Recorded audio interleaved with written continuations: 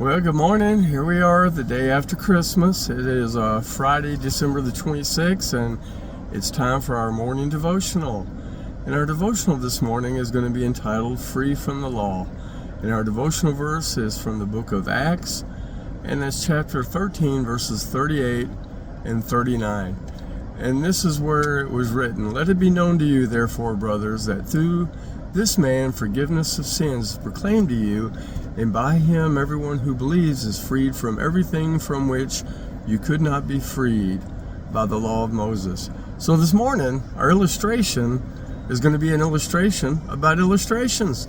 It's sort of a standard, an unwritten standard, ironically, that if you write devotionals, you write an illustration to point the way to the important theological application that's going to soon follow. Pointing the way to what you're about to say is an important literary and oratorical tool. Jesus, for instance, used parables. All through the Old and New Testament, we see people using examples from real life and so forth. People use illustrations. So what we're going to talk about this morning is the Bible itself as an illustration, because the entire Bible points to Jesus Christ. To narrow things down, we could remember that the entire Old Testament sacrificial system itself points to our need for a sacrifice on our behalf for the forgiveness of sins. Now, the law of Moses is just such a thing. Friends, the law was never intended to save us and gain us entry into heaven. In fact, it never could, because no one could ever follow it perfectly. And to fail at one point meant failure in all, and we see that in James 2:10. And here we see Paul and Barnabas preaching the gospel at Antioch of Pisidia.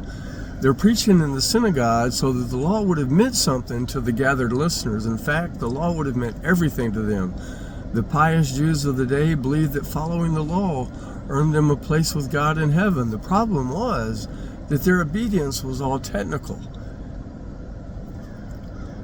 And in their hearts, they felt no love for God or others. In fact, they used the law as a means for controlling others and securing their own positions in society.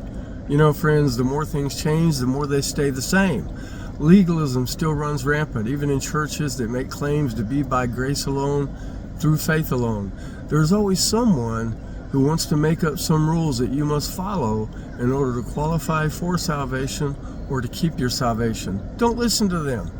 There are certainly moral standards that please God. God certainly wants us to live right, and He wants us to live for Him after He saves us. If we have been living a life of rampant sin, Jesus wants us to clean up. Here's the thing, though. None of that has the slightest thing to do with us becoming or staying saved.